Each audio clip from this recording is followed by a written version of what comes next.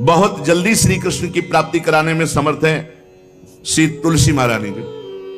प्रिया जी का बताया हुआ उपाय श्री वृंदा सखी, ये वृंदावन की अधिष्ठात्री देवी हैं। ये वृंदावन की पूरी व्यवस्था को देखती हैं। प्यारे जो के नित्य केली की व्यवस्था करती हैं और इनकी कृपा के बिना कोई वृंदावन में प्रवेश नहीं कर सकता। ये हमारी प्यारी जो की प्रिय सखी वृंदा सखी श्री तुलसी महारानी जी। चंद्रानना सखी ने कहा कि परम सौभाग्यदम राधे महापुण्यम वरप्रदम श्री कृष्ण श्यापि लभ्यर्थम, उनका तुलसी सेवनम मतम। मेरे मत में यदि तुलसी जी की सेवा की जाए, तुलसी जी का यदि स्पर्श हो जाता है, तुलसी जी का नाम कीर्तन किया जाता है, तुलसी जी को प्रणाम किया जाता है, तुलसी जी का वृक्ष लगाया जाता है, तुलसी जी को जल अर्पित किया जाता है और तुलसी दल से नित्य भगवत सेवा की जाए, तो बहुत जल्दी श्री कृष्ण प्रसन्न हो जाते हैं। प्रतिदिन जो तुलसी जी की भक्ति करता है, तुलसी का पौधा रोप करके तुलसी जी का सिंचन करना, तुलसी जी को तिलक लगाना, तुलसी जी को माला पहनाना, तुलसी जी की परिक्रमा करना, तुलसी जी को प्रणाम करना, वो कोटि सहस्त्र युगों तक ऐसा महान सुकृत होता है कि भगवान श्री कृष्ण के नित्य समीप रहता है जो तुलसी जी की सेवा करता है।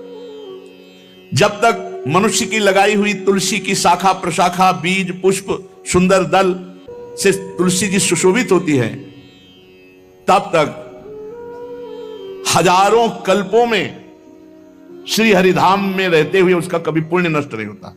जैसे एक दिन 1000 कल्प, 2 दिन 2000 कल्प, वो भगवान के नित्य धाम में महान सुकृत के बल से भगवत धाम में रहेगा जो तुलसी जी का पक्का मान लीजिए। जब स्वयं में थे तो तुलसी जी रोपण करके तुलसी जी का एक वन लगाया और रोज नवीन नवीन मंजरी तुलसी दल लेकर प्रभु के चरणों में, कहीं ना कहीं तुलसी जी की कृपा हुई। वृंदावन, ये वृंदा अधिष्ठात्री देवी वृंदावन की है, इनकी कृपा के बिना।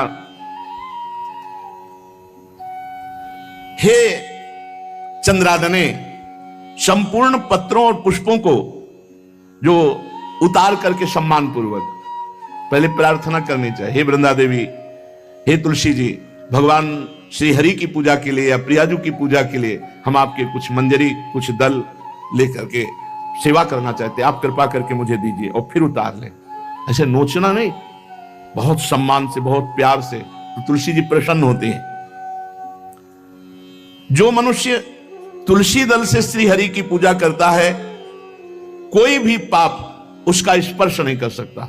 पूर्व में किया हुआ कोई भी पाप उसको दंड नहीं मिलेगा जो तुलसी जी की आराधना नित्य करता है। अब इतना जल भी ना चढ़ा दे, माल पुण्य हो जाए और तुलसी जी अंतर ध्यान अनुकूल जल, जैसे मान लो गमले पे हैं तो इतना बड़ा तांबे का रोज उससे चढ़ा, अब भर के लोटा चढ़ा दोगे 2-4 दिन में अंतर ध्यान हो जाएंगे तुलसी जी। बहुत विवेक से जरूरत है, मतलब भारी पुण्य होगा। अब इतना बड़ा लोटा रोज जल चढ़ाओगे तो 2-4 दिन में पीली होके अंतर ध्यान हो जाएंगे। इतना जल, अनुकूल जल चाहिए। एक तांबे का छोटा सा लिया, ऐसे रोज डालो, उसमें कोई फर्क नहीं, और गमला उठाकर धूप में विराजमान करो। सेवा का मतलब क्या है? जो तुलसी जी को जल अर्पित करके तुलसी जी की सेवा करता है, हरि चिंतन करता है, कभी कोई पाप उसका स्पर्श नहीं कर सकता। 100 भार सोना, 400 भार चांदी का जो दान करने का फल होता है, वो एक तुलसी दल उतार जो अपने द्वारा लगाई हुई तुलसी दल, वो हरि के चरणों में अर्पित करो। ये 100 भार सोना और चांदी बराबरी नहीं हो सकती। कितना महत्व है। जो रोज तुलसी दल चयन कर, द्वादशी को ना चयन करे, द्वादशी को मतलब बहुत बड़ा अपराध लगता है तुलसी दल का, इस मतलब तुलसी के वृक्ष का भी स्पर्श न करे। प्रणाम नमस्कार दूर से, एक भी दल नहीं टूटना चाहिए। द्वादशी को ऐसा हमने महापुरुषों से सुना है कि मंजरी और पत्र उतारना ये ठीक नहीं, बिल्कुल नहीं ठीक है। ब्रह्म हत्या का फल लगता है, अगर जो पाप लगता है अगर कोई द्वादशी को तुलसी चयन, बहुत सावधानी से। जिसके घर में तुलसी का बगीचा होता है, कई पौधे होते हैं, उसको कहीं तीर्थ जाने की जरूरत नहीं, उसका घर तीर्थ है जिसके घर में तुलसी के पौधे हैं। और यमराज कभी उस घर में किसी भी मरने वाले को लेने नहीं आएंगे जिसके घर में तुलसी। लगा लो भैया तुलसी लगा लो घर में, काहे कोई यमराज को आने दोगे? सबके घर में तुलसी। कितना सुंदर पहले था, घर में आंगन होते थे, आंगन में एक बहुत बड़ा, और फिर उसमें तुलसी जी, और फिर उसमें 2-4 नर्मदेश्वर और शालिग्राम ऐसे, और फिर घर का हर व्यक्ति जल चढ़ाना, प्रणाम करना, नमस्कार करना, कितनी पवित्र पद्धतियां हमारी थी। जब रसोई बने पहली गाय के लिए, फिर कुछ पक्षियों के लिए, फिर कोई संत महात्मा, कोई भिक्षु, ऐसा कितना पवित्र व्यवहार। यहाँ जैसे हमने देखा है, ये रसोई बन रही ना तो धुआं नहीं खत्म होने पाता, वो ही सब अपवित्र किए हुए हैं, राक्षसी बुद्धि आती चली जा रही। तुलसी जी, ये भागवती को वस्तु हमें लगता है बालकनी तो होती है, बढ़िया बालकनी में एक ऐसा उठाने धरने वाला स्टैंड लोहे का रखो कि तुलसी जी को विराजमान कर दो। जिसके घर में तुलसी जी विराजमान होती है उसके घर में यमराज कभी नहीं जाते। जो तुलसी जी का सेवन करता है उसकी सारी कामनाएं तुलसी जी पूर्ण कर देती है। तुलसी जी को लगाना, तुलसी जी का पालन करना, तुलसी जी को सिंचन करना, तुलसी जी का दर्शन करना, तुलसी जी का स्पर्श करना, मनुष्य के द्वारा जो मन, वाणी और शरीर से पाप हो गए सबको तुलसी महारानी क्षमा कर देती है, दग्ध कर देती है। पुष्कर आदि तीर्थ, गंगा आदि परम पावन नदियां, ये सब जो स्नान आदि, अवगाहन आदि करने का फल देते हैं, वो केवल तुलसी जी घर में विराजमान है उसको फल मिल जाएगा। कितने बढ़िया।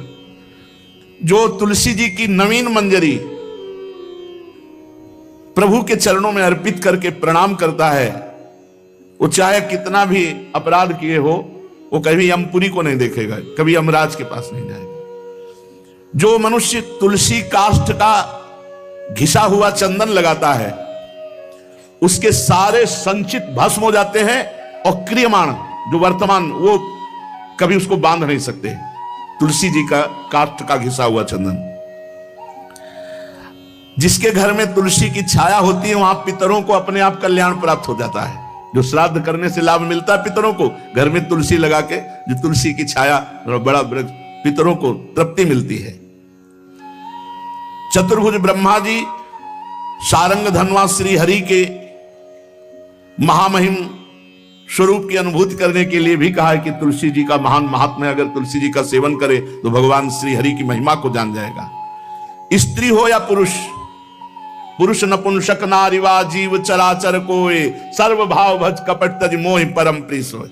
शरीर वर्दी है, हमारी पोशाक है, हम सब एक हैं, आत्मस्वरूप है, कुछ अलग नहीं है। शरीर केवल पांच भौतिक है तो सबका पांच भौतिक है, उसमें चिन्ह है स्त्री पुरुष के, बस। इसके लिए भगवान की आराधना निषेध थोड़ी है। जो स्त्री या पुरुष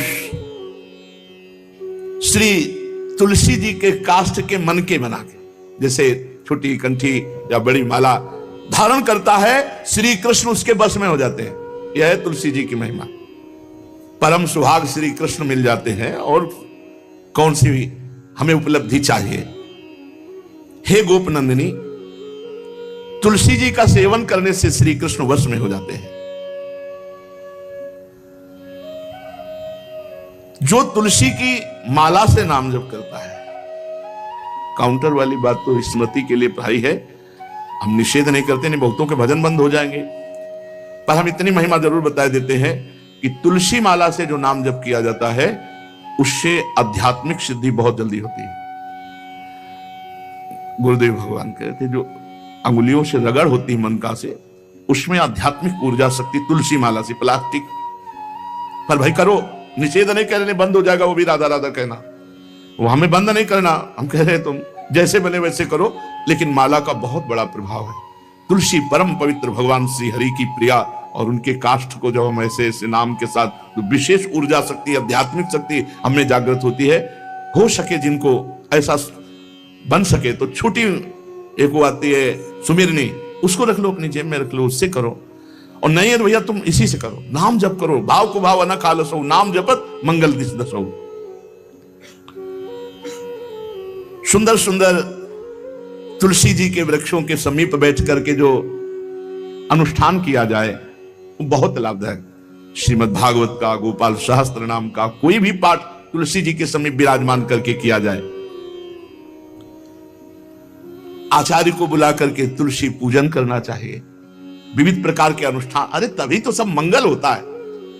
पहले था, हमने देखा है, 4 बजे माताजी दरवाजे के सामने लीपती, रोज का काम। जो पुराने घरों में देहरी के आगे आके 4 बजे लीप करके वहां अपना चौक पूर के दीपक जला, क्या पवित्रताएं थी, क्या मंगल था। जब किसी को निमंत्रण दिया जाता था सबके पैर धोए जाते थे, सुंदर बिछौना बिछा करके और उसमें बैठकर पत्तल और रज के सकोरा कुल्हड़ ऐसे भोजन पाया। कितना पवित्रता, जो हमारी पूर्व पवित्रता थी, धोती कुर्ता चोटी पवित्रता। मान लो अगर बाहर जा रहे तो पैजामा कुर्ता, ऐसे बहुत पवित्र पोशाकें थी, पवित्र आचरण थे, पवित्र खान पान था। घर में जाओ तो एक पवित्रता, एक किसी भी घर में ऐसा नहीं था कि देव मूर्ति न विराजमान हो, किसी भी घर में ऐसा नहीं था तुलसी जी विराजमान न हो, 1-2 गाय जरूर होती थी, पवित्रता। अब तो बड़ा विचित्र, भारतीय गौएं जो श्वेत रंग की, जो अरुण रंग की, जो सींग वाली है, वो उनका आप दुग्ध देखिए, दूह कर रख दीजिए, स्वर्णिम कांति छाई मिलेगी। ये हमारी भारतीय पद्धति है, हविष्यान्न, इससे देवताओं का, भगवान का, सबका अभिषेक पूजन होता है। शुद्ध गाय जो हमारी भारतीय है, तीला है उसके जैसे निकला हुआ, वो भगवान ने सेवा की है। हमारे गोविंद भगवान का नाम ही गोविंद, गौओं के इंद्र। भगवान सुबह से निकल जाते थे, शाम तक गौओं को चराते थे। बड़ा असत्य और सत्य का विवेक होने पर साधक को संसार की तरफ से वैराग्य होने लगता है और उसका भजन पुष्ट होने लगता है। और जहां भजन पुष्ट हुआ तो नित्य निरंतर अपने चित्त में भगवान वासुदेव को देखने लगता। चित्त के अधिष्ठात्र देवता भगवान श्री कृष्ण है, वासुदेव। जब चित्त शुद्ध हो जाता है, उसकी पहचान है, न कोई अपना लगता है न कोई पराया लगता है, सब भगवत स्वरूप लगते हैं, अपना पराये का भेद मिट जाता है। जब चित्त शुद्ध होता है तो किसी भी पदार्थ के भोगने की इच्छा उसमें नहीं रह जाती। जब चित्त शुद्ध होता है तो उसका अनुराग केवल परमात्मा और महात्मा में होता है, पूरे संसार में कहीं होता ही नहीं। ये चित्त शुद्धि का लक्षण है। चित्त शुद्धि का उपाय विवेक और निरंतर नाम जप। चित्त शुद्धि का लक्षण राग द्वेष का अभाव, ना कोई अपना ना कोई पराया, और किसी भी विषय भोगने की इच्छा ही नहीं, आसक्ति तो सिर्फ परमात्मा में या महात्मा में। ये राग द्वेष किसे कहते हैं महाराज? जिस मनुष्य के, जिस पदार्थ के, जिस स्थान की ऐसी आसक्ति हो जाए कि इसके बिना जिया नहीं जा रहा, उसे राग कहते हैं। जैसे मां में राग, पिता में राग, पत्नी में राग, पुत्र में राग, धन में राग, मकान में राग, शरीर में राग, बहुत समझना चाहिए हमारा राग हो गया, जिसका बार बार स्मरण आए और बार बार खिंचाव हो हृदय से, जो हमारे ध्यान पथ में प्रभु की शिवा और आ रहा है, वो सब राग का ही किया कराया खेल है। द्वेष, इसमें मूल राग है, जिससे राग होता है उसी से द्वेष होता है। राग नहीं होगा तो द्वेष होगा ही नहीं। जब वो हमारे प्रतिकूल चलने लगता है तो द्वेष हो जाता है। प्रतिकूल पदार्थ, प्रतिकूल वस्तु, प्रतिकूल व्यक्ति, तो हमारा द्वेष हो जाता है। यही राग द्वेष जीव के जन्म मरण की श्रृंखला है और इसका मूल कारण देहाभिमान, अहंकार है। महाराज, साधक को समय किस प्रकार बिताना चाहिए? सबके लिए एक जैसा उपदेश नहीं होगा। पूज्य बाबा बोल रहे हैं, जो गुरु के पास रहते हैं उनको सब समय गुरु की सेवा में लगाकर भगवत स्मृति युक्त जीवन व्यतीत करना चाहिए, और जिनको गुरु का सानिध्य नहीं मिला उनको भजन में अधिक समय लगाना चाहिए। यदि गुरुदेव सेवा के लिए आदेश करें, वही सबसे बड़ा भजन है। यदि वो कह रहे हैं कि बैठकर भजन करो, तो अधिक समय भजन में लगाना चाहिए। अगर गुरुदेव सेवा, तो फिर सेवा ही भजन है। जो गृहस्थ हैं उनको अपनी गृहस्थी के कार्य को गुरु सेवा, भगवत सेवा मानकर करना चाहिए।